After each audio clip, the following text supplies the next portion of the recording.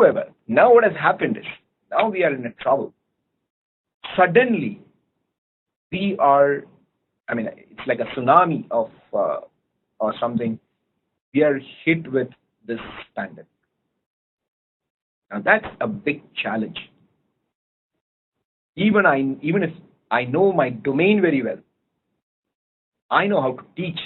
I know how my students react. I know how I can very well control my or do a fantastic job in a classroom. But we are stuck now. We are all stuck with this coronavirus. And then what has happened is, if you see the number of students that are outside, who are going out of school, you can go and see the WHO, I mean, UNESCO reports. It's only, as I know, I mean, in Australia, where students have started coming back to school. They started coming back to school about a week back in most of the parts of Australia. But I don't know which other schools are now started working. But in India, we know that our students, our kids, whether it is in the primary or high school or even college, they're all out of the classrooms. So this is a major challenge. Now, I would like to bring up a poll right now, which is basically on a small. So let me bring up the poll right now. If you can give me a minute, poll will come up.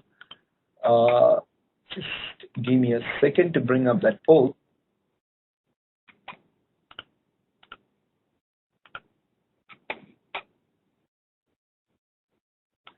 So this poll is mostly on something before the coronavirus. Okay. So I hope you're getting the poll. So if you can please answer that, we'll see how the group reacts to it. So in the previous poll, what has happened is I got about 88%, of poll, response, and most of them are teachers, and they're all very comfortable. A good percentage of them are comfortable. But there was a 15% people who said they're scared of technology. Okay, that's also very infaming. There are people who are not ready to embrace technology. But if you start using, it's only a beginning problem. So once you begin using technology, you will start finding how many challenges that you have been facing get resolved, and then that will take you forward. So these are questions. How much of technology did you use in your teaching process in the pre-COVID? So we have about a good percent. So it's mixed actually. There is a small percentage of people who are using technology. So it's good to know that you are using technology. And like, how have you ever done a course on or delivered a course? Yeah, most of you would not have. Okay, so that doesn't matter. And so the question is the third question, that is, in the COVID period, do you feel that you should have used technology in your pre-COVID? And as I expected, most of you think that you should have used a lot of technology even before COVID. And that's how everybody feels now. And the last question is, do you think technology will enhance learning?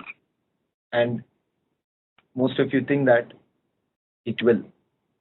It will, there's a good percentage of you telling that it might or it will enhance learning.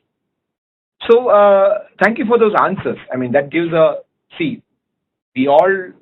some of you have used technology in our teaching, but we definitely feel that we should have used a lot of technology before COVID, because what has happened now is the synchronous learning.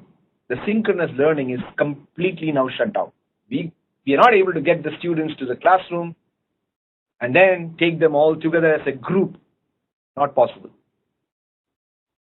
So what has happened is, now we need to find a quick solution, immediate response.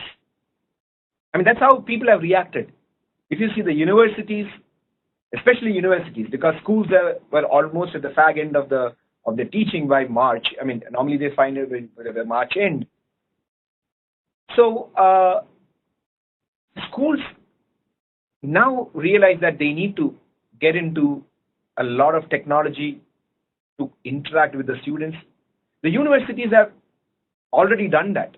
If you take Amrita Vishwavidyapeetham, as Amudin was introducing in my introduction, we started the e-learning process in 2004, and that was with the help of ISRO. We did a satellite. I mean, internet was not that that strong at that time, and so we did a. It was before EduSat, in fact.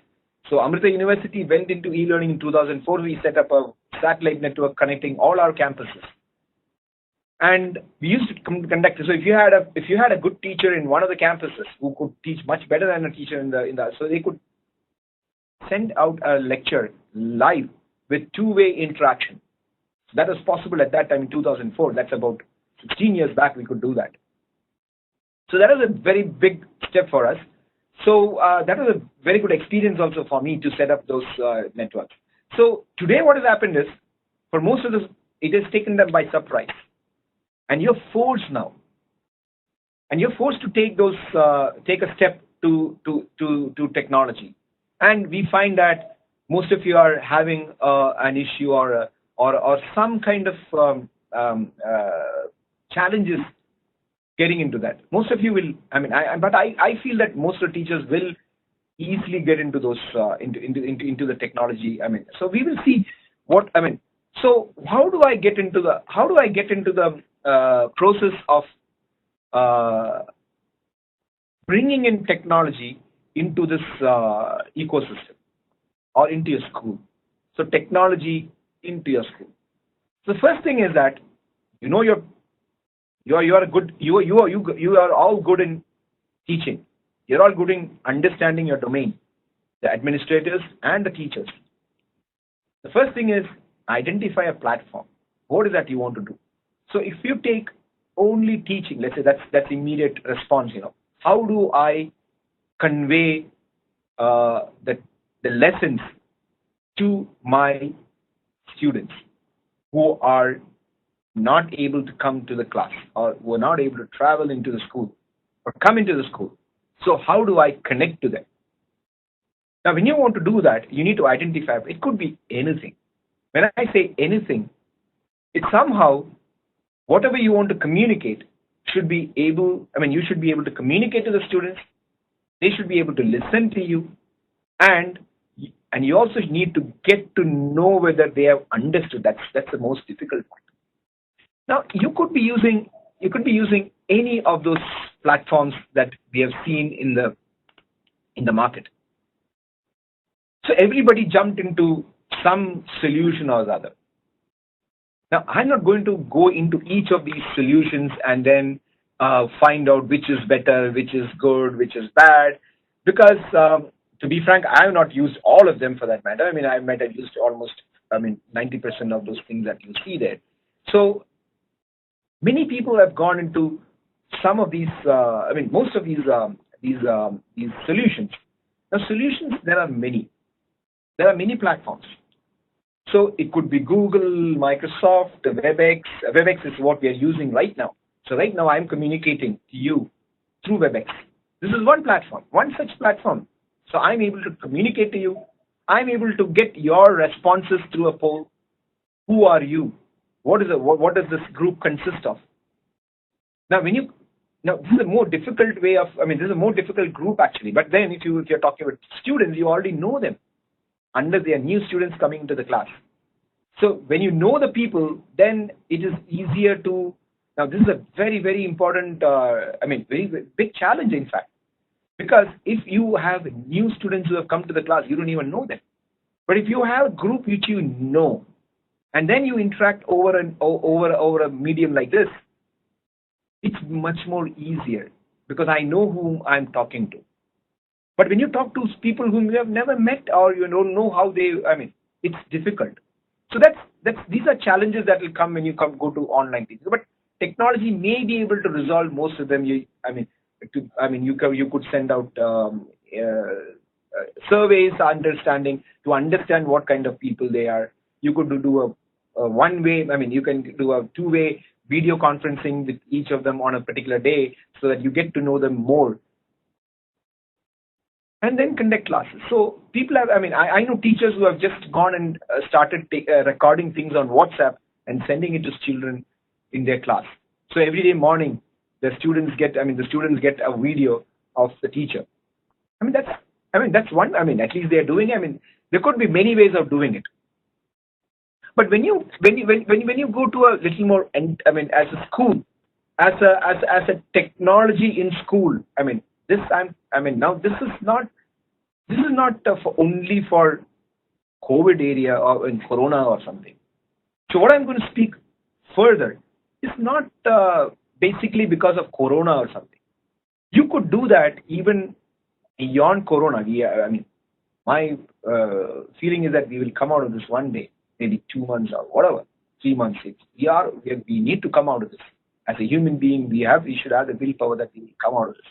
But when we come out, then we should not say, forget all those technology. Now we are back. No, because when you bring in technology, it's not only to combat or just because of Corona. It should not be just because of Corona, but Corona is definitely an eye-opener for us. That's why, have you taught a class online before, or have you engaged the students online using some online mechanisms? So if you had done that, and all those things that I'm talking about has been existing over the last number of years, all these technologies have been existing over the last number of years. I always take an example of kitchen. Kitchen, yeah, that you heard it right, kitchen. Because when you say kitchen, all those things are there, but then you find that new people bringing out new things out of that kitchen. Now, why didn't you think of those? So technology is like that. You have all those pieces out there. Now, it depends on how you take out those pieces of things, make them together, and then deliver it, make a package out of it and deliver it to the students. And you are the right person to decide that combination. It's like a good cook, So he or she will know what is the right combination. So if I'm a very bad cook, so if I get into the kitchen and I start mixing, it may not come out correct. But then, if the person is a good cook, they will put the right quantity of all those ingredients. So that's how technology should be used. You need to take the right quantity of each of those components that are available to you, mix it, because you are the right cook, and mix them and then deliver it. So whether it should be Google, Microsoft, probably you need to try it out. Unfortunately, during Corona time, that time is cut. You can't do that. You don't have that liberty. You don't have that flexibility to do that, unfortunately. So you need to try out something. But still, you have to do. So it's an immediate response that we all did, and then we went in. So when we need to embrace the technology. Now, when you embrace the technology, or when you bring that technology into the schools, it is not only the teaching, learning process that we're going to address. It's not that we are just going to take online classes one after the other. There's a lot of teaching happening, and the students downloading lectures and then viewing it. And no, that's not going to happen.